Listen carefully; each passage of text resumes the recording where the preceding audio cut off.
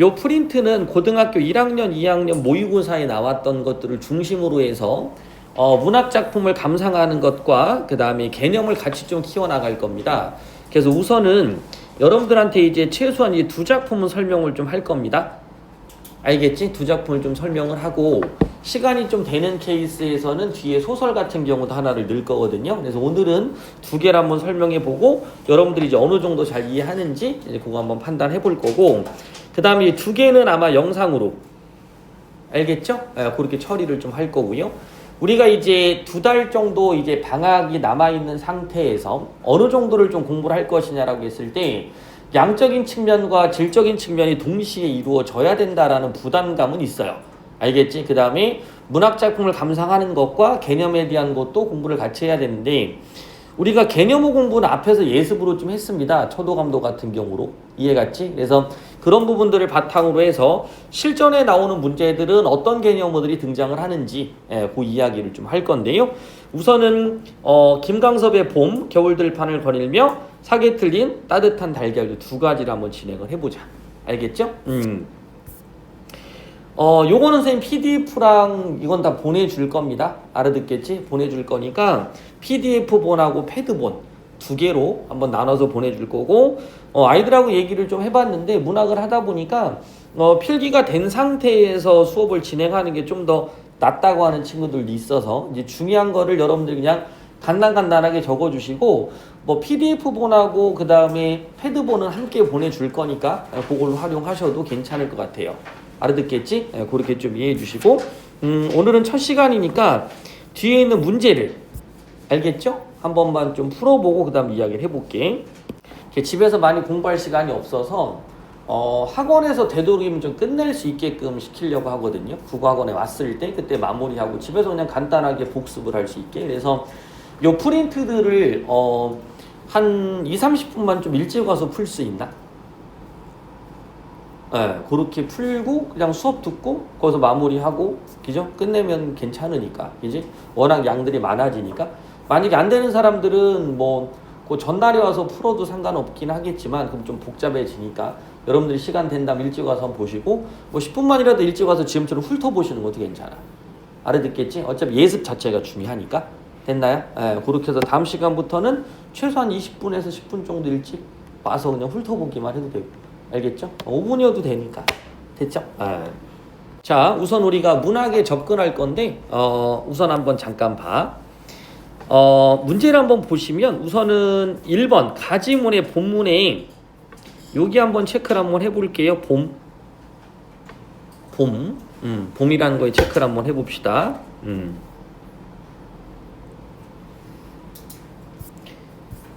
자, 왼쪽에 보시면 여기도 나오지만 우리가 이렇게 모의고사를 좀 보게 되면 11월 달 정도에 나오는 모의고사는 고등학교 1학년 중에서도 이제 뒤로 가면 좀 난이도가 높아져.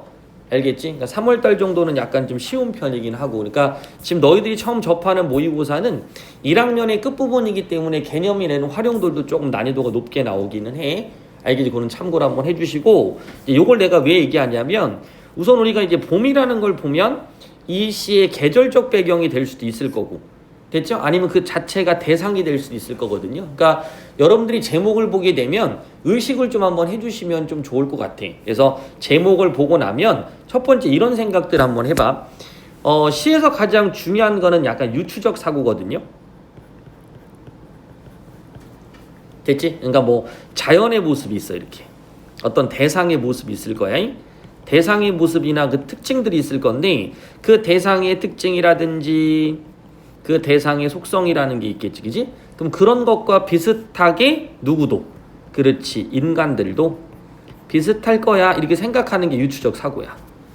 이해갔지? 그러니까 이런 사고가 하나 있으면 좋을 거고요.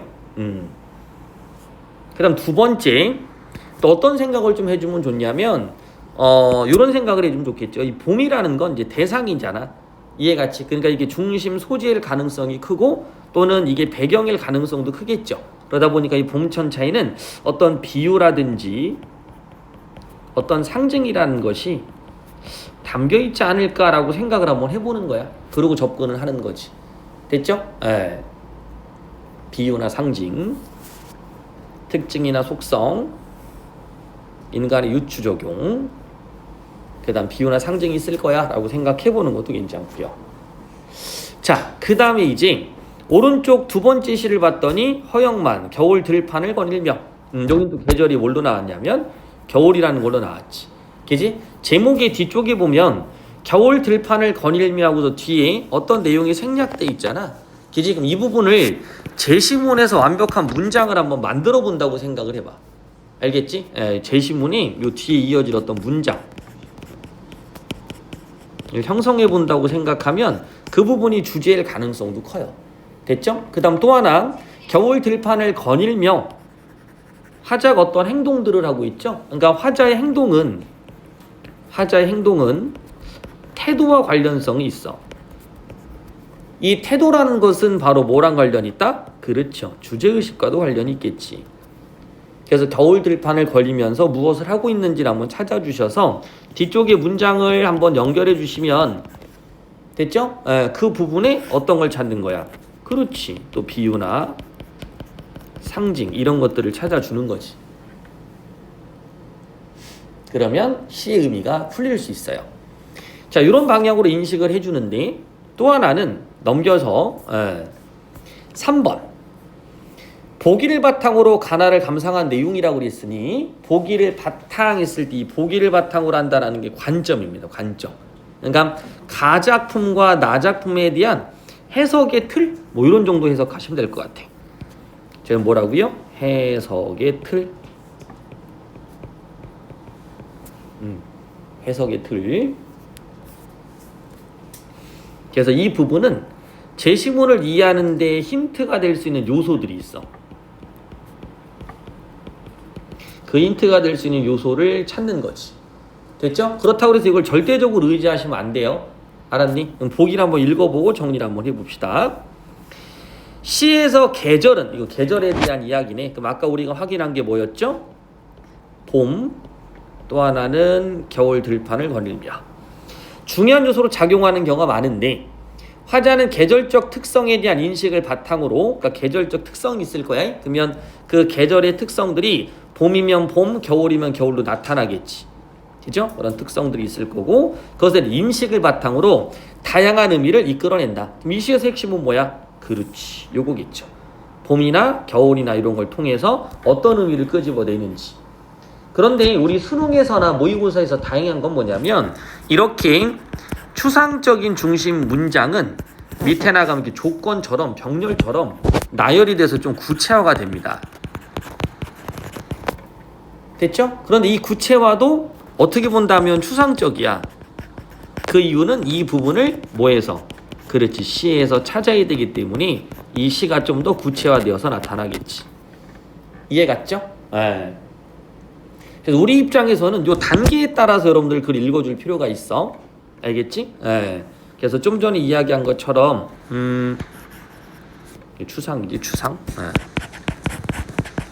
추상적인 중심 문장을 찾고 그 다음 뒤에는 1번, 2번 이렇게 구체화가 되어 있는데 그 구체화도 실질적으로는 여러분들 입장에서는 추상적이야. 그지? 그럼 이 추상적인 내용을 시에서 구체화시켜서 찾는 거지. 됐죠? 그럼 이제 한번 조건을 보니까 계절의 변화에 내포된 자연의 순환적 질서를 인식한다. 자, 순환적 질서 여기다 1번 한번 쳐줄게요. 순환적 질서는 시에서 어떻게 표현되고 있는지. 근데 요거는 여러분들 개념이라고 생각해 주셔도 될 것 같아. 알겠지? 예, 개념이라고 생각해 주셔도 됩니다. 개념. 순환적 사고, 순환적 질서 이런 것들을 키워드로 기록을 해놓는다. 순환적 사고, 순환적 질서. 소멸했던 것이 소생하는 모습에서 희망의 이미지를 발견하기도 한다. 그러니까 뭐 소멸했던 걸 소생한다, 뭐 부활한다 이런 것들과 관련이 있겠지. 그 안에서 희망을 찾는데요. 희망. 또 계절의 변화로 인한 자연 현상을 인간의 삶과 관련 짓는다. 이거 중요한 거지. 자연 현상을 인간의 삶과 관련 짓는다. 그렇게 함으로써 화자가 지향하는 가치나 태도를 드러낸다. 됐죠? 그래서 우리가 아까 말한 대로 자연 현상을 인간의 삶과 관련 짓는다 라는 말이 굉장히 중요합니다.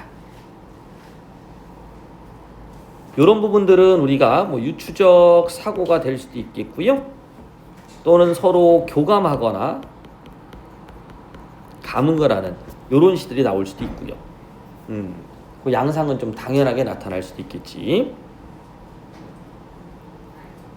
자, 그럼 이런 내용을 바탕으로 해서 시를 감상해 준다고 생각하시면 될 것 같아. 자, 앞으로 넘어와 볼게요. 그러면 맨 첫 번째 시 좀 길 것 같기는 하네.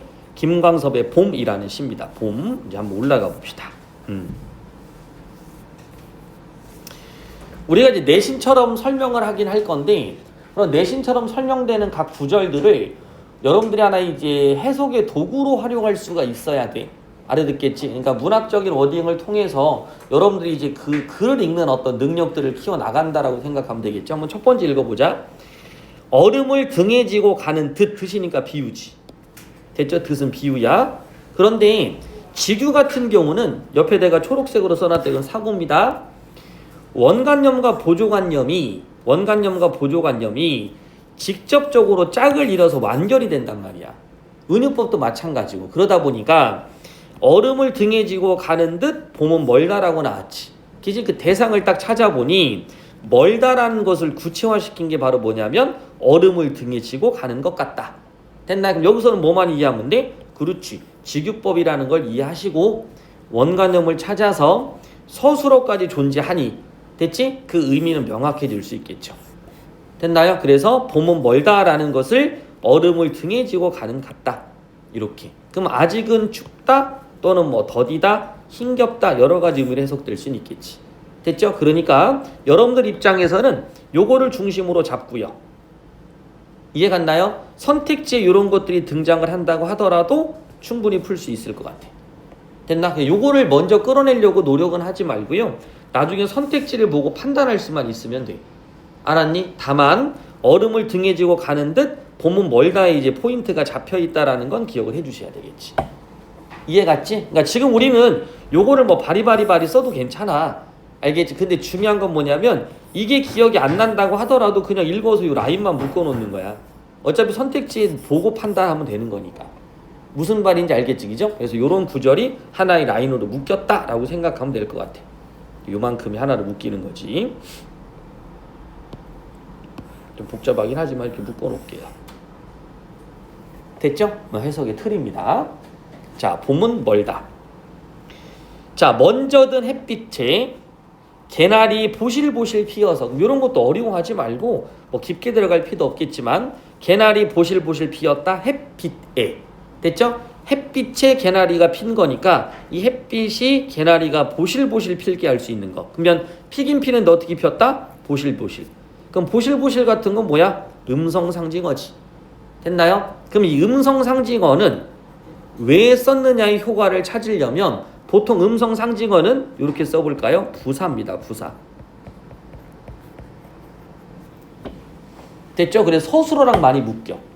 알았니? 그러면 개나리가 피다. 피다라는 거랑 연결시키면 생명력이잖아. 그러니까 이 음성상징어는 생명력을 강조하기 위해 사용했구나 라고 생각해 주시면 돼요.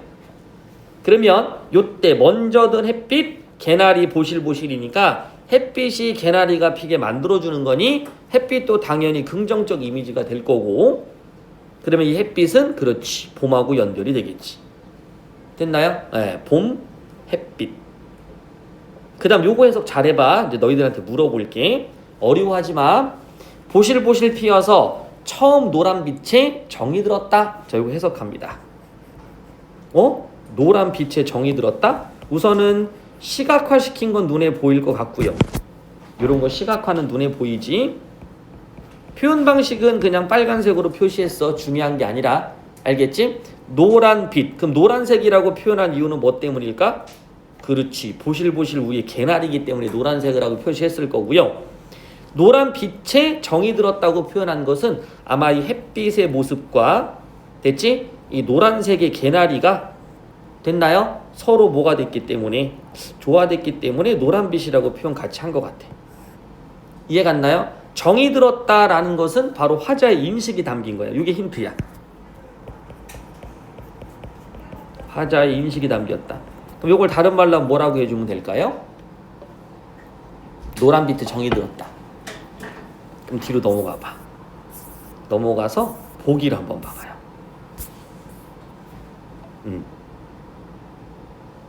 그럼 화자는 이렇게 되겠죠.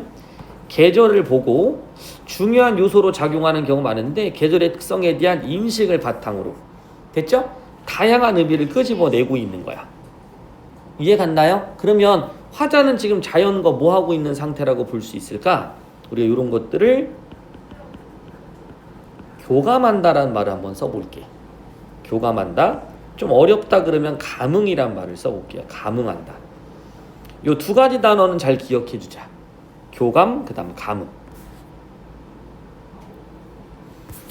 자, 잠깐만 뒤로 넘어갈게. 다음 시거든요. 다음 시인데요. 다음 시의 보기를 잠깐만 볼게. 우리가 시를 감상할 때 보기를 선생님이 중요하게 생각하는 이유 중에 하나가 뭐냐면 작품을 감상할 수 있는 도구가 존재하거든요.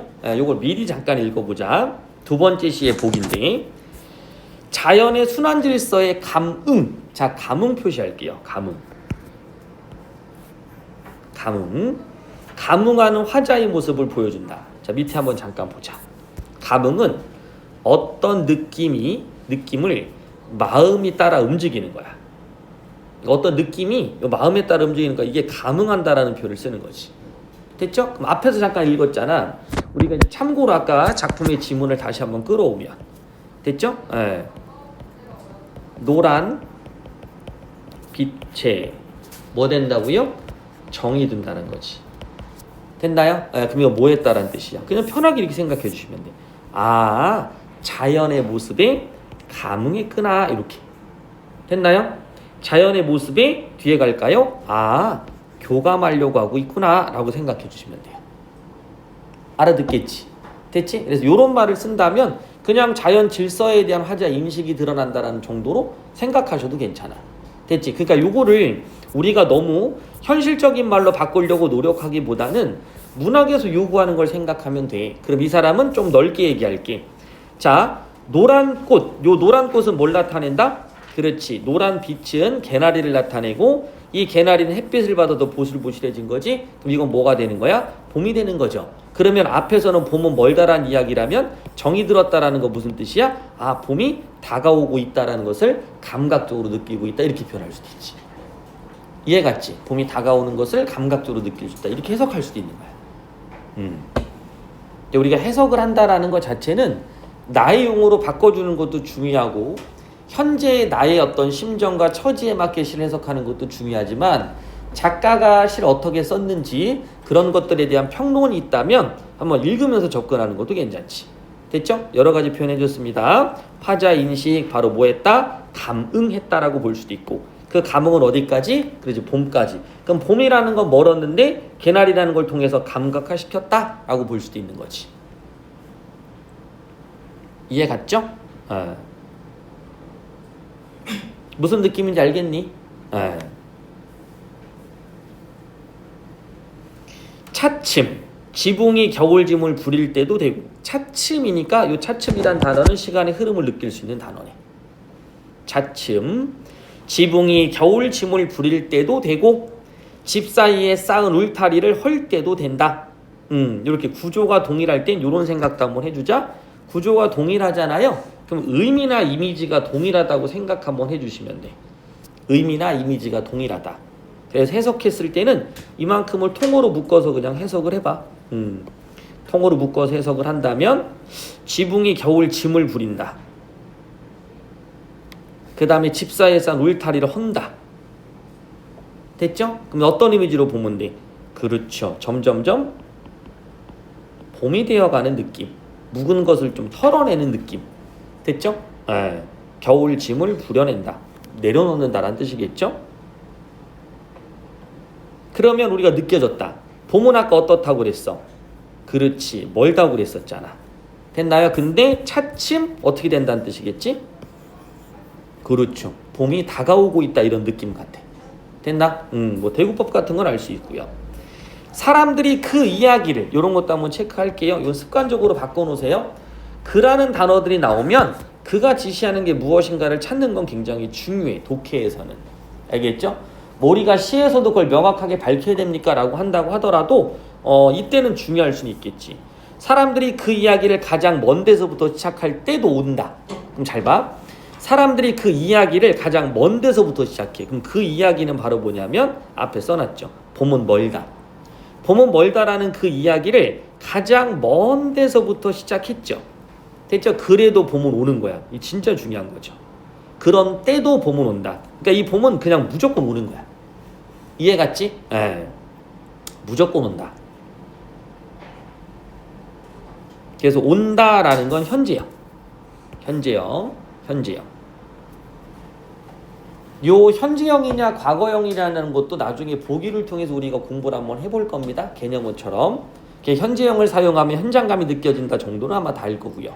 그지? 주체는 바로 뭐냐면 봄은 온다야. 됐죠? 봄은 온다. 가장 먼 데서부터 시작할 때도 봄은 온다. 그래서 봄은 사랑의 계절. 이게 좀 애매하다.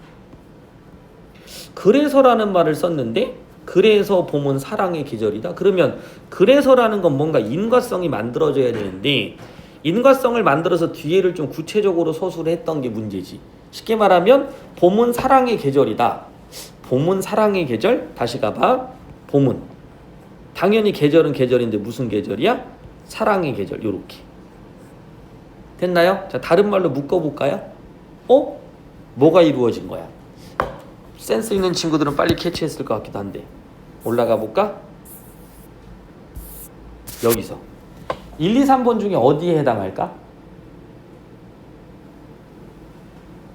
1, 2, 3번 중에 사랑은 누가 하는? 그렇지. 3번 쪽에 가까워지지 않을까?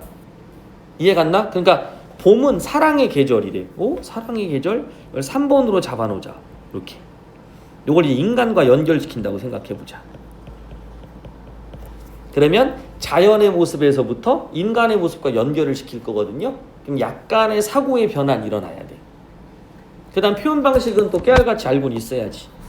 근데 표현 방식 같은 건 잘 모른다고 하더라도 선택지에 나왔을 때 바로바로 찾을 수 있으면 돼. 알겠지? 계절이라고 명사로 끝냈는데 중요한 게 있어. 가끔 가다 보면 명사로 마무리한다라는 말을 쓰는데 이 마무리한다라고 했을 때 행을 마무리하느냐 연을 마무리하느냐 시상을 마무리하느냐 이건 구별 당연히 해주셔야지. 그지? 여기서는 행은 맞죠? 됐나요? 연이나 시상이라고 하시면 안 돼요. 그러니까 어쨌든 간에 계절이라고 명사로 끝내면 집중한다 라는 느낌이거나 또는 뒤에 서술어가 없죠. 이해갔니? 서술어가 없잖아. 그러다 보니까 뭘 줄 수 있어? 여운을 줄 수도 있어. 우리가 이제 서술어는 총 3가지가 되어 있는데 어찌하다, 어떠하다, 무엇이다인데 어찌하다, 어떠하다라는 부분이 나타나지 않으니까 우리는 그 부분에 대한 생각을 좀 하게 될 수 있겠지? 그러다 보니까 여운이 느껴진다라고 표현할 수 있는 거야. 이해 갔나요? 그래서 나중에는 이렇게 명사로 끝나는 부분에 서술어의 제약이다라는 말을 쓰기도 해요. 알겠지? 말줄임표 같은 거 넣어가지고 다른 말로 바꾸면 뭐라고 할 수 있다고요? 뭐라고 할 수 있다고? 그렇지. 서술어의 제약. 이렇게 표현할 수도 있어. 아마 너희들은 중학교 때 그거 배웠을 걸. 엄마 걱정, 내 유년의 윗목. 요렇게 그죠? 한번 했었지? 자, 그래서 봄은 사랑의 계절. 잠깐만, 앞에 부분이 사랑의 계절이랑 무슨 상관이야? 모르더라도 그냥 읽으시면 돼. 알겠지? 자, 잠깐만 넘어가 볼게. 시에서 요구하는 거, 시에서 구체화되어 있는 부분 있죠. 됐나요? 요걸 우리가 어떻게 이해할 것이냐라는 것은 여러분의 능력에 가까워. 알겠지? 다만 이것이 인식함으로써 화자가 뭔가 지향하는 가치와 관련이 있다 정도만 알면 돼. 그럼 지향하는 가치와 관련이 있다는 것은 그건 동그라미가 되겠죠. 이해 갔지? 그럼 이제 앞으로 가볼게요. 그래서 봄은 사랑의 계절. 모든 거리가 풀리면서, 자, 풀린다 라는 거를 뭘로 보는 거야? 그렇지, 긍정의 느낌으로 가는 거지. 멀리 간 것이 다 돌아온다. 멀리 간 게 다 돌아오는 거야. 됐니? 그럼 거리가 풀린다, 멀리 간 것이 다 돌아온다. 이것도 현재형이죠. 서운하게 깔린 것까지도 돌아온다. 됐습니까? 그래서 서운하게 깔린 것, 이게 바로 뭐야? 이게 인간이 말하는 거, 인간사. 됐니? 인간적인 이야기지. 인간들은 서로 서운하게 느낄 수 있는 거야. 그러니까 이 사람은 이런 사고를 좀 집어넣은 것 같아. 겨울이라는 시기 동안에는 우리가 이제 봄이라는 어떤 아름다운 대상의 꽃들도 있을 거고 여름이라는 잎들도 막 있을 거 아니야. 이런 것들이 전부 다 어떻게 돼? 사라지죠.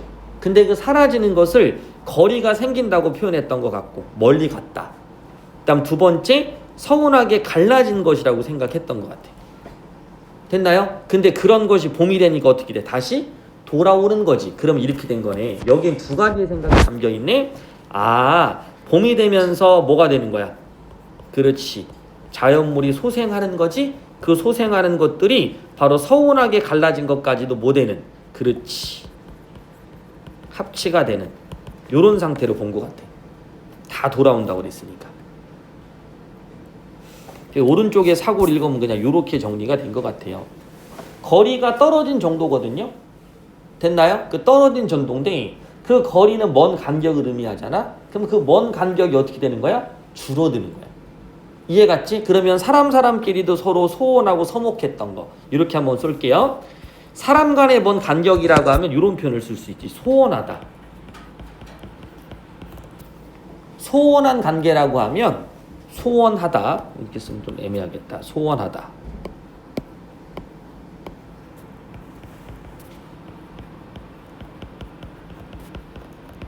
거리가 좀 멀어진다 이런 뜻이야. 그래서 만약에 봄이 와서 겨울이 풀리잖아? 그럼 사람들의 마음도 풀린다 이런 느낌 같아요. 그죠? 사람들의 마음이 풀리면 어떻게 돼? 뭐 너그러워질 수도 있고 그러면 그 소원했던 관계가 줄어들 수도 있는 거지. 이해 갔죠? 그래서 이때 거리가 풀리면서 멀리 간 것이 돌아온다라는 것은 바로 거리감이 봄으로 인해서 줄어든다 이런 얘기겠지. 됐죠? 그래서 자연이 소생하는 것을 인간과 관련시켰을 땐 이런 식으로 표현한 거야. 모든 처음이 그 근원에서 돌아선다. 됐죠? 그럼 요거는 동일한 유사한 시어 구조 그런 반복이라고 보면 되겠지. 동일하다 또 유사한 시어 반복이다. 요때는 근데 돌아온다 돌아선다는 유사한 시어로 봐야지. 됐죠? 돌아온다 돌아선다. 자, 고등학교 3학년 모의고사에서는 수능 기출문제에서 요번을 뭐까지 봤냐면 변주라는 것까지 이야기를 했습니다. 그래서 예를 들면 우리 누나는 시샘에 죽었습니다. 다음 년에 시세움에 죽었습니다. 요렇게만 바뀌어도 그렇지 이건 변주야. 가끔 변주라고 하면 문장이 아주 크게 바뀌는 거를 생각하는 사람이 있는데 단어 하나만 바뀌더라도 우리는 변주라고 부를 수 있다는 거 알아두셔야 돼요. 진짜 중요한 말이야. 알겠지? 변주 꼭 기억해 주시고.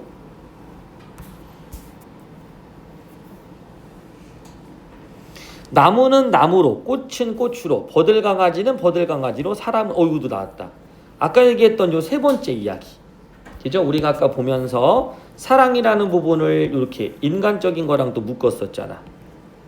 됐죠? 그 부분을 다시 어떻게 사람은 사람에게로 여기 또 묶을 수 있지 이렇게. 그죠?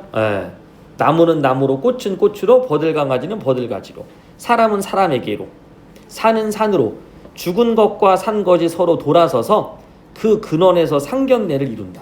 진짜 어려운 표현 같아 이거는. 내가 볼 때. 요거는 진짜 어려운 표현. 죽은 것과 산 것이 서로 돌아서서 그 근원에서 상견례를 이룬다. 됐죠? 그럼 이거는 돌아서서 상견례를 이룬다라는 것은 요거가 있지. 죽은 것을 우리가 겨울로 한번 잡아볼게. 겨울. 산 것은 봄이라고 잡아볼게요. 그럼 겨울 다음에 뭐가 돌아와? 당연히 봄이 돌아올 거 아니야. 대체 그게 회귀성이거든요. 돌아온다라는 게 회귀한다. 회귀성. 그런데 그것이 그 근원에서 상견례를 이룬다고 그랬지? 상견례를 이룬다라는 건 서로 마주보고 한 자리에 있는 거잖아. 그러니까 이 지금 시간이 현재의 시간 속에서는 죽음과 봄이 함께 있는 거야. 그러니까 삶과 죽음은 단절된 게 아니라는 거야. 이해가 아니? 그게 단절된 게 아니라 상견례를 이룬다라는 것은 삶과 죽음이라는 것이 뭐 돼 있다? 연결돼 있다. 그게 바로 자연의 순리다. 그것이 섭리다. 요걸 이해하는. 그래서 선생님이 요 위에다가 이렇게 표시해 놓은 겁니다. 이렇게.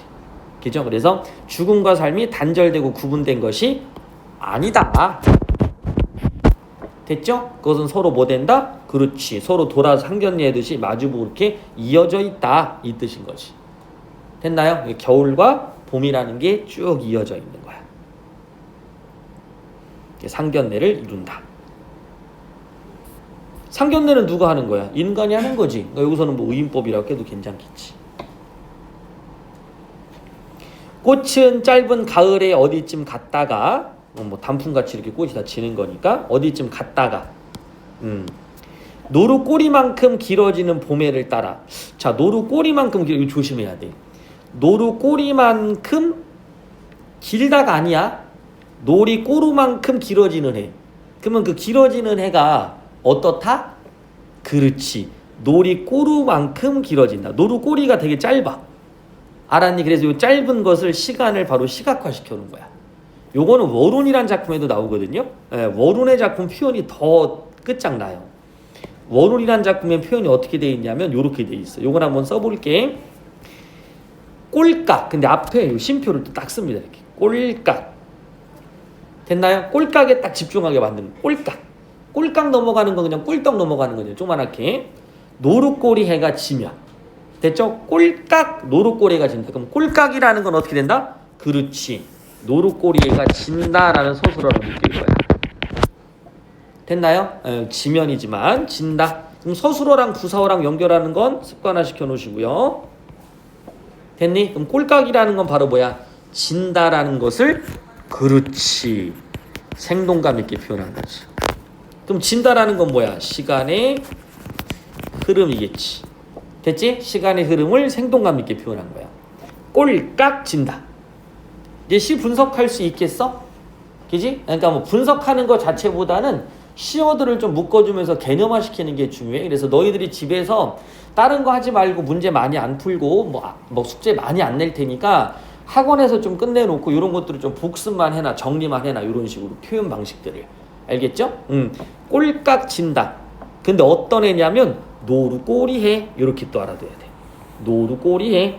해는 해인데 어떤 속성을 지닌 거냐면 노루꼬리라는 해입니다. 이렇게. 이해 가치기지? 예. 어떤 특성 하나가 들어드는 게 나타나는 거야. 특성 하나가. 얼마 전에 밥을 먹으려고 봤더니 이게 있더라고. 짜장면 앞에다가 붉은 짜장면 이렇게. 됐죠? 그러면 이건 뭐야? 그러지. 짜장면은 짜장면인데 뭔가 붉은 게 들어갔다? 그럼 뭐지 이거? 됐나요? 뭐 생각을 할 거예요. 붉다라는 이미지에서 우리 어떤 걸 끌어낼까? 그렇지. 맵다 이런 거 끌어낼 수 있겠지. 됐나요? 그런 느낌이야. 그럼 노루꼬리는 알아야 돼. 모양은 어때? 모양이 요렇게 생겼어. 요렇게. 됐죠? 그러니까 모양이 되게 짧아. 됐죠? 그런데 이건 모양 자체를 나타내는 게 아니라 속성이야. 짧다라는 속성으로 바뀌어버렸어. 이렇게.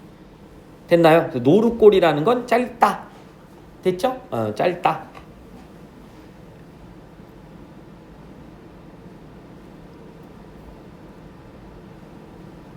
됐어요?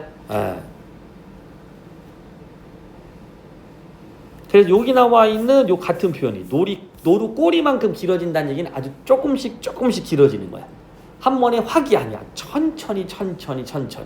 그러니까 노루 꼬리만큼 아주 천천히. 그죠? 느낌이 해석되지. 천천히.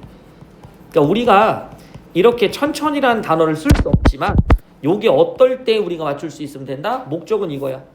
앞에서 얘기했었죠. 어떻게? 그렇지. 선택지가 나왔을 때 정오 판단만 할 수 있으면 돼. 맞아. 됐니? 이거 아니야. 이게 정오 판단만 할 수 있으면 돼.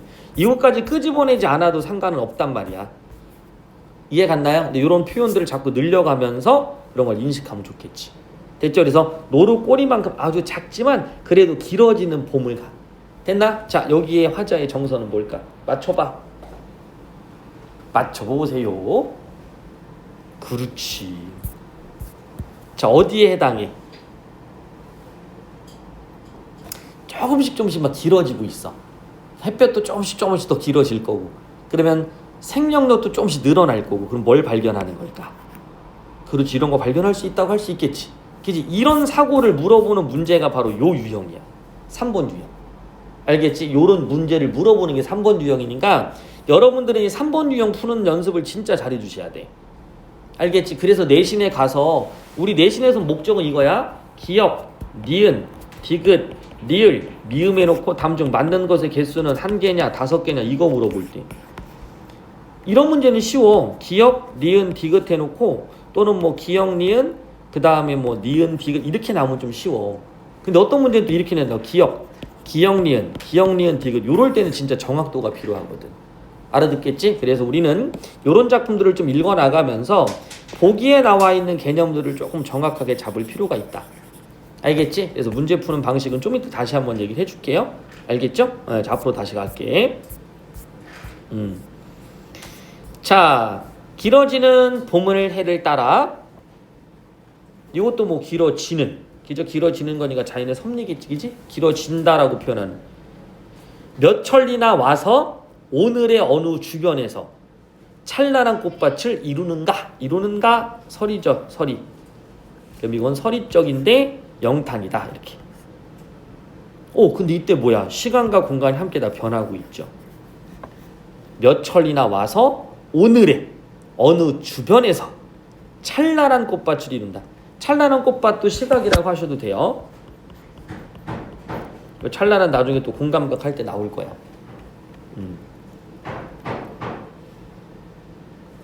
찬란한 소리, 화려한 소리 좀 다르니까, 그지? 자, 그 다음 다락에서 묵은 빨래 뭉치도 풀려서 봄빛을 따라 나와 산골짜기에서 겨울산 뼈를 씻으며 졸졸 흐르는 시냇가로 간다. 이것도 현정이네. 자, 그럼 봐봐. 빨래 뭉치도 풀렸어. 묵은 빨래 뭉치도 풀렸고 산골짜기에서 겨울산 뼈를 씻으며 졸졸 흐르는 시냇가로 가. 됐죠? 그럼 나중에 이렇게 명사가 겹칠 때 여러분들이 문장을 잘 안 읽혀지면 주어, 이, 목적어, 을을 이가 이런 거 한번 넣으면서 읽어봐. 이해갔니? 겨울산이 뼈를 씻으며라고 읽어도 괜찮겠고 겨울산 뼈를, 그지? 근데 뭐 산뼈니까, 그지? 겨울산 뼈 이렇게 읽어도 되겠지, 그지? 그럼 뭐 겨울을 산 뼈 뭐 이렇게 될 수도 있겠고. 이해갔지? 겨울을 산 뼈가. 그럼 이거는 뭐 관형절이 될 수도 있겠고 겨울산이 뼈를 씻으며 이렇게 될 수도 있겠지. 이해 갔나요? 그러니까 이런 것들은 우리가 막 고민할 필요가 없어. 근데 다만 어떤 사고를 지니자 명사가 결합될 때 이런 걸 좀 넣으면서 가볍게 넘어가. 괜찮아. 넘어가는데 어디서 찾으면 돼? 그렇지. 선택지에서 찾으면 돼. 그러면 아까 말한 데 1번이 맞아, 2번이 맞아요? 아니. 1번도 써놓고 2번도 써놓을 수 있어. 그러면 그래 1번도 맞을 수 있고 2번도 맞을 수 있잖아. 그래 넘어가는 거야. 이해가니? 근데 우리가 이런 거 해석 안 된다고 자꾸 어렵다고 하지 말고 느리게 너무 읽지 말고 빠르게 읽으면서 뭐를 좀 빨리 찾자? 그래서 선택지 넘어가시면 된다. 알아듣겠지? 근데 어쨌든 간에 산골짜기에서 뼈를 씻는다. 졸졸 흐르는 시냇가로 간다. 뼈라는 건 뭘까? 뭔가 앙상이 드러난 거니까 이건 뭐 나무 같은 거? 라고 볼 수도 있을 거고 또는 계곡 그 자체에 물이 흘러간다고 볼 수도 있겠지. 그죠? 예를 든다면 산골짜기가 이렇게 해서 산골짜기. 거기 이렇게 산이 이렇게 눈이 쌓여갖고 그게 다 드러났겠지. 그지? 그러면 그 산에 뼈를 씻는다. 그럼 여기에 하얀색일 거야. 하얀색. 됐죠? 뼈를 씻었어. 그럼 어떻게 돼? 요 눈이라고 만약에 생각하면 이게 녹을 거 아니냐고. 그지? 그러면서 이제 졸졸 흐르는 시냇가로 넘어가는 걸 이렇게 볼 수도 있겠지. 이해 갔나? 그래서 요런 시들은 고등학교 뭐 1, 2학년 모의고사에 나왔다고 하지만 진짜 어쨌든 잘 써진 시고 요거보다 이제 한 단계 높아지는 어떤 시의 양상을 본다면 김종길의 고고 같은 시가 있을 겁니다. 됐죠? 요게 이제 고3 모의고사나 평가원 기출문제 많이 나오는 문제입니다. 겨울산의 모습을 표현한 그 표현의 어떤 양상으로 우리가 김종길의 고고라는 걸 한번 볼 수 있다고. 그 표현을 통해서 이런 또 자연 풍경을 한번 느껴봐요. 됐죠? 그럼 선생님 볼 때는 뭐 요런 거 있을 것 같아. 뭐라고 해야 될까? 여기 한번 볼래? 요만큼. 요만큼의 풍경은 요 위에. 요거는 현실의 경험에서 나오는 부분일 거고, 뒤쪽은 자연물을 읽어내는 시인의 어떤 감수성, 요렇게 봐야 될 것 같아. 겨울에는 옛날에 막 빨래 같은 거 할 때 막 그 냇가에 가서 빨래하고 막 이러잖아. 그다음 밖에 가서 빨래하니까 겨울에 해야 될 거를 잠깐 미뤄둘 수도 있으니까 그건 묽은 빨래 뭉치겠지. 그러니까 날이 풀리니까 야 이거 한번 다 어떻게 풀어서 우리 빨래 한번 해볼까? 뭐 이런 식이 될 수도 있고, 두 번째는 아까 말한 대로 겨울산뼈, 겨울산의 뼈, 뭐 여러 가지 해석이 될 수 있겠지만 그런 걸 씻으면서 흐르는 냇물이니까 얘도 생동감을 주는 거지. 이제 산골짜기에 눈이 녹기 시작한 거야. 이해가 안 나요? 이제 그런 표현들. 이런 걸 한번 인식해 주면 되겠죠. 그래서 여기 앙상한 나무가 됐든 아니면 산 자체가 됐든 그렇게 표현해 볼 수 있다라고 생각하면 되겠죠. 됐니? 그렇게 해놓고 자 오른쪽 문제를 가지문으로 먼저 한번 속어법으로 지우세요. 1번, 2번, 3번 중에 지워줄 수 있는 선택지를 먼저 지우세요. 문제 푸는 방법까지 우리가 배워야 되니까. 나중에 문제풀이 할 때는 한 작품을 갖다 놓고 정리를 해주는 게 좋기는 해. 알겠지? 그러니까 지금처럼 1번 한번 잠깐 봐봐. 얘 땡큐다. 왜 땡큐냐면 1번, 2번은 단독 문제잖아. 이해갔죠? 그러니까 소구법을 할 수 있는 경우고 3, 4번도 땡큐는 왜 땡큐냐면 달리가 나오지 않고 모두가 나왔기 때문에 가지문의 유사한 문장 구조, 예를 들면 잘 봐. 가는 모두 청자를 잠깐 이거 청자 있었어 없었어? 없었죠. 명시적이라는 건 딱 드러나야 돼. 알겠지? 이렇게 그대여라고 부르든지 알겠니? 뭐 이렇게 불러야 돼. 노제님이라고 불러야 된단 말이지, 그지? 이렇게 부르는 게 뭐라고요? 청자가 명시적이다라고 표현하는 거야. 명시. 자, 그래서 어쨌든 5번은 지워질 거 아니야. 요렇게 지울 때는 정확하게 지우세요. 여기가 틀렸어. 가가 안 돼. 됐지? 그래서 얘를 싹 지워놔 먼저 이렇게. 됐지? 그 다음에 4번 봐봐. 가는 유사한 문장 구조 반복한 거 아까 있었죠. 찾으셔야 되는 건데 뒤에 시적 의미를 강조하는 건 그냥 맞는 거니까 뒤에는 평가 요소는 아니야. 나중에 반복하여 삐리리 하고 있다라는 뒷부분이 종속으로 연결됐을 때 뭔가 구체화가 되어 있잖아. 이해가? 그러면 평가를 해야 되지만 얘는 평가의 대상이 아닌 거야 지금은. 알겠죠? 자, 3번 안 되고 2번 수미상관의 방식을 활용해서 구조적 안정. 수미상관을 사용하면 구조적 안정감이 얻어지는 건 맞는데 얘는 수미상관이 아니지. 그지? 수미상관은 머리와 꼬리가 같아야 되는 거고. 자, 요거 잘 봐봐. 가는 명사로 시상을 마무리했다라고 하면 안 되지. 이때는 시행이라고 해야 되니까 1번도 지워지고 2번도 지워져요. 이해갔지? 요 정도 수준에서 3, 4번은 남아야 된단 말이야. 그럼 정답률이 그전엔 20%였지만 됐지? 지금 얼마가 되는 거야? 50%가 되는 거지. 그죠? 그리고 선택지에 따라서 요거 청유형 어미를 활용하여 화자의 태도를 변화를 드러냈다. 이거는 참 어려울 것 같아.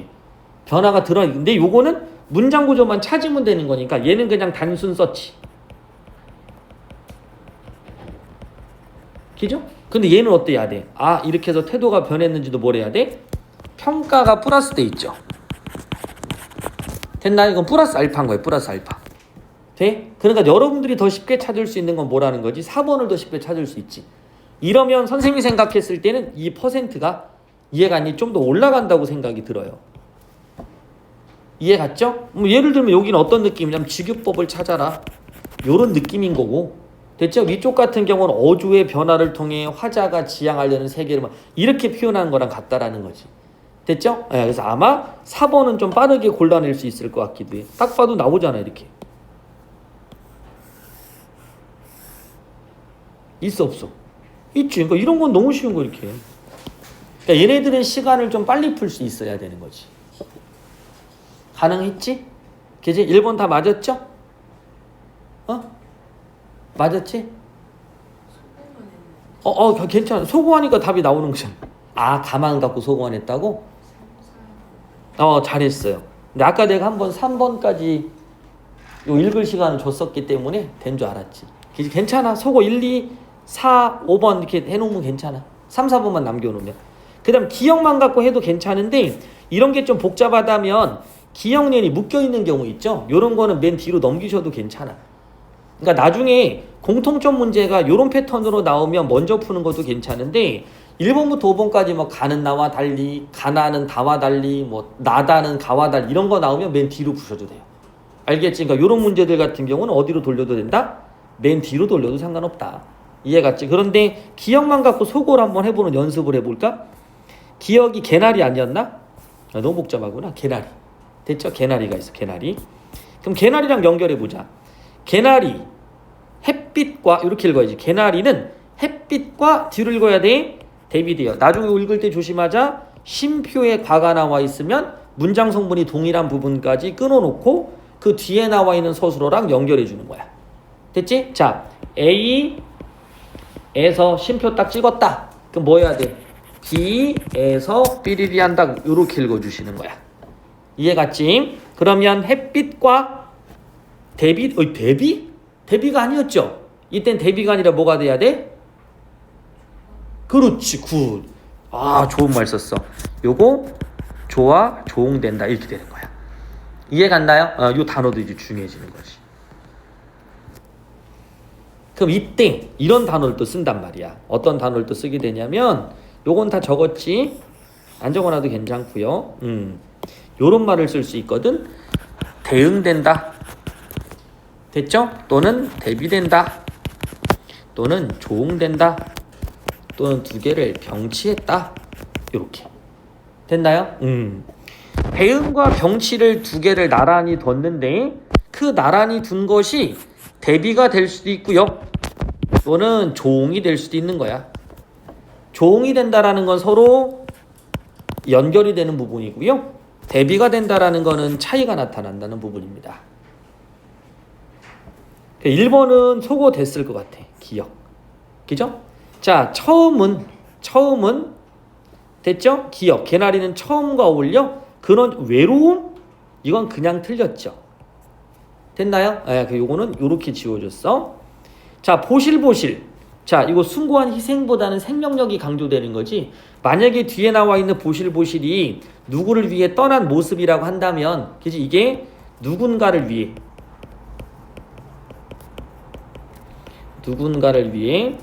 떠남. 됐지? 보실보실 떠났다. 그러니까 예를 들면 이런 거지. 아름다운 꽃을 위해, 그지? 아름다운 꽃을 위해 나무는 보슬보슬 떠났다. 이러면 숭고한 희생이 될 수 있겠지만 그런 개념 아니었어. 이게 나왔다. 조응. 자, 피었다라는 건 조응이 되는 거 맞는데 상실감 아니니까 또 지웠지. 그래서 제시문은 고등학교 1학년 제시문이라고 보기는 어렵지만 알겠지? 공부할 거리가 엄청 많죠? 그런데 문제는 딱 봐도 고1 수준이지. 이해 가지기지? 이런 것들은 틀리시면 안 돼. 내신에서도 진짜 중요한 거야.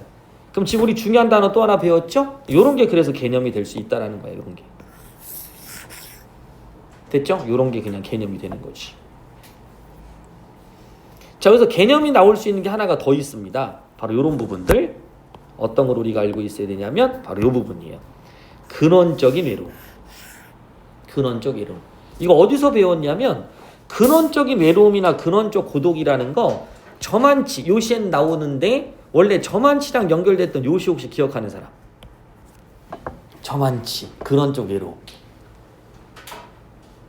사내는 꽃이 피네. 저만치 홀로 기억나지, 그지? 그 산유화. 기억나요? 그 산유화가 바로 근원적 외로움이었어. 요 근원적 외로움은 그냥 남녀간의 사랑에 따른 이별 이런 게 아니라고 그랬지, 그지? 그래서 근원적 외로움이라는 것은 인간 존재 자체에 대한 어떤 사색에서 나오는 외로움이다. 알아듣겠지? 예. 그래서 우리가 그 전에 그런 얘기 뭐라고 그랬었죠? 실존적 물음 막 이런 얘기 했었죠. 어려운 거. 됐죠? 그래 이것도 뭘로 잡는 거야? 이것도 개념으로 잡는 거야. 이런 것도 개념으로 잡는 거야. 알겠지? 이런 것도 개념으로 잡아서 개념화 시켜놓고 문제 나올 때 님과 헤어진 그런 쪽 외로움이다. 그럼 X 하셔야 되는 거야. 이해 갔나요? 느낌 오죠? 그러니까 그 전에 선생님이 너희들이 좀 이해 안 가더라도 좀 공부를 해라고 했던 이유가 이제 이런 게 싹싹 보일 거라고. 보자마자 제껴지겠지 뭐. 근데 외로움에서 제껴졌기 때문에 너무 쉬웠던 거야. 그죠? 외로움에서 제껴진 게 너무 쉬웠던 거야. 자, 그 다음에 넘겨서 요건 이따 끝나고 하셔도 되고요. 근데 이제 뭐 가나가 복합적이니까 이해 갔나요? 가를 먼저 보고 하셔도 괜찮은데 선생님은 요거 할 때 가끔 두 방향으로 가거든요. 시가 약간 쉽거나 보기의 주제가 약간 쉽다고 했을 때는 가지문을 먼저 소거법을 하긴 하거든요. 근데 그게 안 될 때는 그냥 나지문을 보기도 하는데 실제 두 가지 방법을 다 사용하다 보면 좀 복잡하더라도 가지문을 먼저 적용하고 나를 적용하는 게 훨씬 더 낫더라고.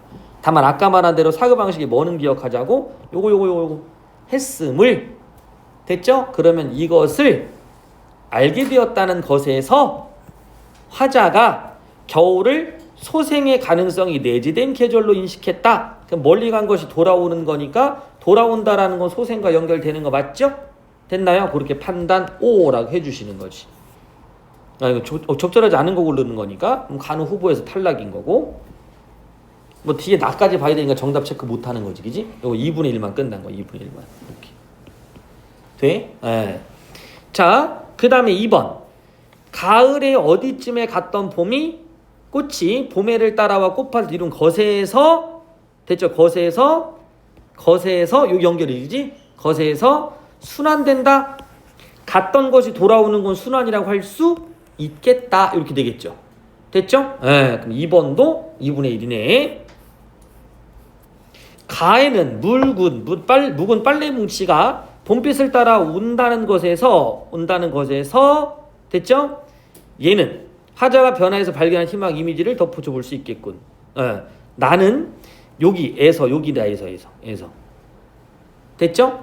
계절의 변화에서 발견한 희망이 뭐야 이거? 빨래 뭉치는 계절의 변화에서 발견한 거야? 아니겠지. 그지? 그럼 얘는 뭘로 가야 돼? 빨래 뭉치 뭘로 가야 돼?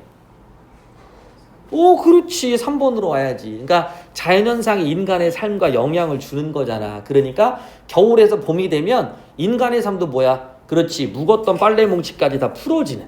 됐지? 그러니까 묵었던 것이 풀어지는 거야. 그럼 이 묵었던 거라는 건 어떻게 해석하자 우리가? 유추적 해석을 한번 해보자고. 됐죠? 묵었던 걸 다 풀어낸다. 됐나요? 그럼 빨래 뭉치가 묵었던 게 풀어지는 것처럼 사람의 마음도 그 빨래 뭉치를 풀면서 내 마음에 묵었던 걸 또 풀어낼 수도 있잖아. 이해가 안 나? 그런 식으로 유추, 확장을 해주시면 시해석하는 것들의 감상이 조금 더 깊어져. 알아듣겠니? 생각을 자꾸 해보시는 거야. 알아들어? 네, 그렇게 보면 되겠죠. 그럼 3번은 틀린 거네? 그지? 다 가에서 골라져네? 뭐야 이거? 이렇게. 그럼 답이 벌써 다 나온 거야? 1번만 빼고? 선생님 근데 1번은 여기 봐봐. 1번 문제는 선생님이 아까 4번 같은 선택지를 바로 올라갔던 이유가 유사 문장 구조는 찾는 게 심리 어렵니? 쉽지? 그래서 빨리 가서 정답 체크하고 넘어온 거야.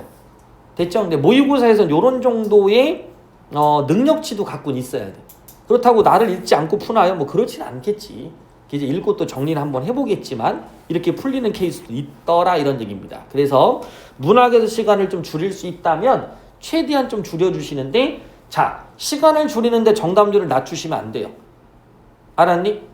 정답률이 높고 100%에다가 시간이 줄어드는 게 가장 좋은데 만약에 선생님 정답률은 좀 떨어지는데 시간을 줄이는 게 나을까요? 아니면 시간이 오래 걸리더라도 정답률을 높이는 게 좋을까요? 저학년일 때는 시간을 좀 오래 걸리더라도 정답률을 높이는 쪽으로 공부를 하시면서 개념하고 오답 정리를 좀 해주시고 학년이 올라갈수록은 정답률을 높이기 위해서 시간을 오래 잡고 있는 거는 다른 비문학이나 다른 문학 작품을 푸는데 피해가 될 수 있으니까 알겠지? 약간 좋지는 않습니다. 됐니? 자 그런 흐름을 한번 잡아주시고 그 다음 나짐을 한번 또 인식을 해보자. 됐죠? 지금 우리가 고등학교 1학년 내신과 관련된 부분 또는 고등학교 2학년 문학과 관련된 부분에 같이 공부할 수 있는 영역으로 설명을 좀 하는 거니까 그냥 모의고사 풀이 방식이 어떤 긍정부정의 느낌보다는 알겠지? 내신에서 풀 수 있는 어떤 문제풀이 그 다음 또 하나 수능이나 모의고사에서 버퍼링 생기거든요. 이게 이런 뜻일까 저런 고민하지 말고 아까 말한 풀이 해법 같은 거 있었죠. 이런 거 이해갔지? 이가 을르를 막 넣어서 읽어보는 거 됐지? 그렇게 읽었을 때 자연스럽게 뭐가 되는 거야? 그렇지 뭔가 부정적이었던 것들 그러니까 부정적이라기보다는 겨울의 어떤 이미지들이 긍정의 이미지, 봄의 이미지로 바뀌는구나 라고만 인식해 주시면 되겠지. 이해갔지? 뭐 주체 찾는 것도 어렵진 않을 거고요. 자, 그 다음 두 번째 시는 뭐였어 아까? 좀 간단해. 겨울 들판을 거닐며 그러니까 겨울 들판을 거닐고 있는 건 이것도 공간이 중심축이 되겠다. 됐죠? 그 다음에 시간이 중심축이 되겠다. 됐나요? 네, 겨울 들판을 거닐며 화자가 뭘 하고 있는가를 찾으면 돼요. 됐니? 여기서 센스 있게 잘 들어. 잘 들어. 약간의 센스 하나만 발동을 살짝 해주자. 이렇게 문장이 나오면 뒷부분부터 한번 읽어봐. 이 문장이 나오면. 다시 한번 얘기할게. 진짜 중요한 얘기야. 요런 문장 구조가 나오잖아. 들으면 뒷부분부터 읽어봐. 됐나요? 살짝만 좀 빠르게. 근데 덩어리는 어느 정도 잡을까요? 내가 볼 때는 한 6, 7줄 이상 안 올라가도 돼. 더군다나 이쪽에 뭐 지금 이런 말 딱 써있잖아. 그러면 이 지금이라고 써있는 이 포인트가 딱 내려와. 이렇게 팍. 요만큼이 그 핵심이 돼. 됐나요? 한 7, 8줄 정도 딱 가서 느낌 한번 딱, 오! 다행인 게 있네. 뭐가 나왔어? 바로 이런 포인트 싹 줘버리면 그냥 끝장난 거야, 이거. 더 이상 할 게 없어. 에? 겨울 들판을 거닐며 겨울 들판이나 사람이나 가까이 다가서지도 않으면서 아무것도 가진 것 없을 거라고, 아무것도 키울 수 없을 거라고 함부로 말하지 그럼 얘는 이거네. 겨울 들판을 거닐면서 그 전까지는 함부로 말했던 거야. 왜? 에이 저거 아무것도 가진 거 없어. 에이 저거 아무것도 키울 거 없어. 그렇게 말했는데 겨울 들판을 보니까 오! 그게 아니었다. 그럼 뭐 한 거야? 그렇지. 요거 유치해내야지. 뭐 한 거? 깨달은 거구나.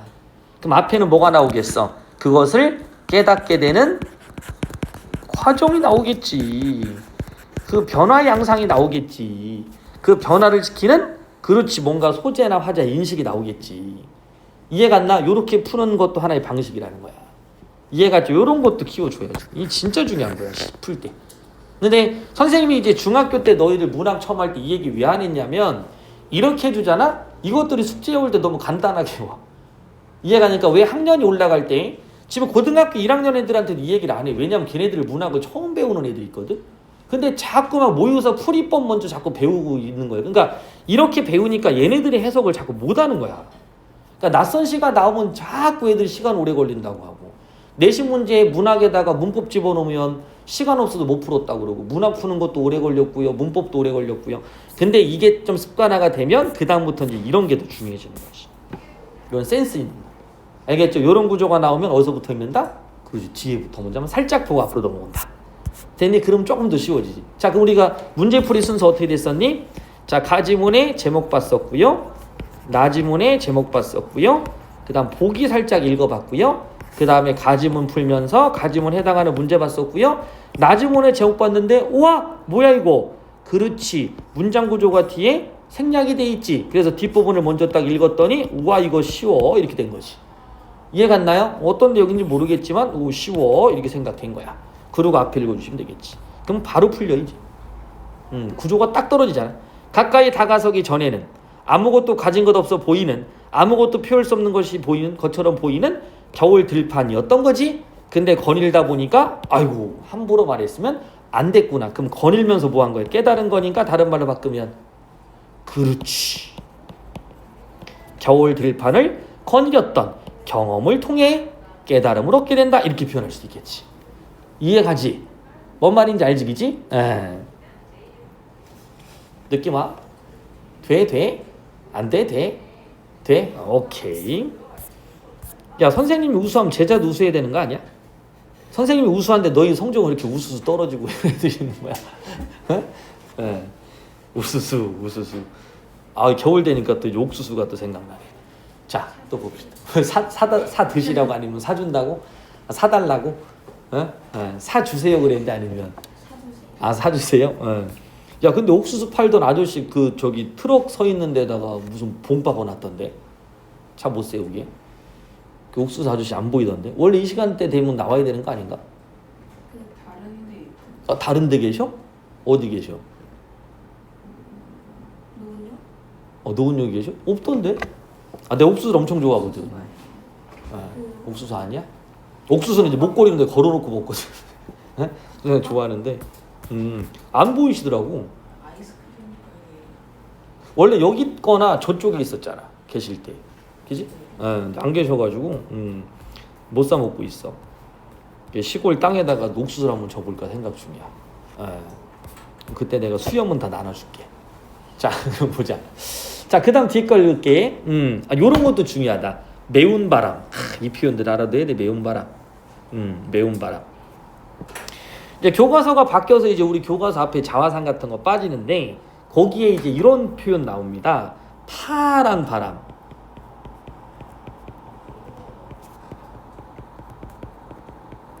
자, 바람은 바람인데 무슨 바람이라고요? 파란 바람이야. 그럼 이거는 바람은 우리가 촉각이라고 합니다. 그럼 파란이라는 것은 시각이니까 시각의 촉각화야, 촉각의 시각화야? 그렇지, 촉각의 시각화가 돼야 된다고 그랬었죠. 기억나지? 에? 에. 나타내려는 대상이 바람이잖아. 근데 바람을 뭘로 변화시켰어? 파란색으로 바꾸는 거잖아. 이해갔지? 그래서 이 파란색에 바로 화자의 내면세계에 강조되는 뭔가가 들어가는 거야. 이해갔니? 에. 바람인데 파란색 바람이면 진짜 아름답겠죠. 이해갔나요? 검은 바람 그러면 뭔가 시련이 다가오는 게 되겠지, 그지? 그 반지의 제왕 혹시 알아요? 거기 보면 이제 그 전쟁하는 장면 나오잖아, 그지? 그럼 이제 하늘이 어두워지고 막 검은색 바람이 확 부는, 그지? 그 장면. 그러니까 뭔가 이제 막 을씨년스럽고 이런 느낌인데 파란 바람이 이렇게 불어오면, 그지? 자, 매운 바람, 그럼 어떤 느낌이야? 딱 봐도 겨울이지? 맵다라는 건 미각. 됐나요? 네, 그다음 요건 촉각. 됐어요? 예. 됐죠? 예. 매운 바람. 저번에 중학생인가 초등학생인가 왜 라면인가 뭔가 중에 빨간 라면인가 뭐 이렇게 있을 때, 예. 근데 그걸 촉각이라고 느낀 애들이 있더라고. 맵다를 떠올렸나 봐. 이해가 가니까 빨간색이면 그냥 시각이니까 그때는 그냥 시각으로 가시면 되고, 이때 맵다가 미각이 되는 거예요. 이해 갔나요?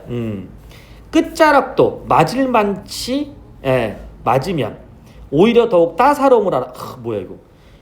매운 바람 끝자락도 맞을 만치 맞으면 오히려 더욱 따사로워진다. 그럼 이런 게 역설법인 거지. 이해가 안 되니까 여기서 인식의 전환이 이루어지는 거야. 왜? 그것을 알았다 그랬으니까 깨달음. 우리가 예상한 그대로 나왔네 여기. 그지? 아까 예상했었지 이렇게.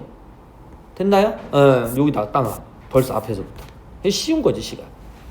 듬성듬성. 이런 것도 이제 뭐야? 음성상징어. 아까 음성상징어 여기 있었죠. 그지? 그런 거 찾아서 문제 내는 것들이 나중에는 시간 끄는 문제로 바뀌어요. 이런 게. 이렇게. 됐나요? 네, 시간 끄는 거. 더군다나 예전엔 지족고 이런 문제를 냈단 말이야. 어떻게 났었냐면 의, 성, 및 의태어를 사용했다. 그럼 음성상징어 하나를 찾는 게 중요한 게 아니라 의성어 사용됐나요? 예. 의태어도 사용됐나요? 예. 그럼 양쪽 다 두 개 다 사용되고 있는 건가요? 예. 이렇게 됐어야 된다고. 그래서 지족구 문제가 어려웠던 게 바로 요것 때문이야. 이해갔니? 의성어 및 의태어가 사용됐다 그러면 두 개가 다 사용돼, 양쪽에. 그러니까 이런 문제는 바로 뭐야? 그렇지, 찾아야 돼. 찾기. 뭐 들어가는 거? 시간 들어가는 거. 네, 그럼 나중에 문제 푸는 친구들은 이것 먼저 빠르게 풀고 속어법 먼저 하는 친구들도 있어. 문제 풀이에서는. 알아듣겠지? 자, 듬성듬성 아직은 덜 녹은 눈발. 땅의 품 안으로 녹아들기를 꿈꾸며 뒤척였다. 딱 의법이지 뭐. 당연히 뭐는 찾아야 돼. 그렇지. 뒤척이다의 주어는 반드시 찾아주는 연습하면서 읽으셔야 돼. 그게 문장 읽기야. 주어 서술어 연결. 논두렁 밭두렁 사이사이 초록빛 싱싱한 키 작은 들풀 또한 고만고만 모여 앉아 저만치 밀려오는 햇살을 기다리고 있었다. 밀려오는 햇살을 기다리고 있는 거니까 전부 다 어떻게 의인화를 통해 생동감 있게 드러냈죠. 이해갔나? 자, 요거 이제 나중에 뒤에서 또 나올 겁니다. 요런 어떤 태도들을 자연을 주체적으로 인식했다고 표현하거든요. 잠깐만 넘겨볼게요. 자, 요런 표현. 그러니까 우리가 이제 보기가 나와도 이제 눈에 다 들어와. 자연을 자신과 교감을 이루는 주체로 인식했다. 그럼 주체로 인식하려면 뭐가 돼야 돼? 걔네들이 주체가 돼야 되니까 그렇지. 인격적 존재로 표현했다 이 뜻인 거야. 이해가지기지? 인격적 존재.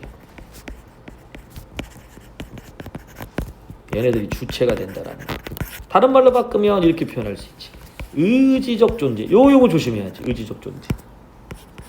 했나요? 의지적 존재라는 건 뭐야? 그렇지. 뭔가 결정할 수 있는 존재니까 뭔가 인격화시켰다라는 거. 인격화. 우리가 알고 있는 의지.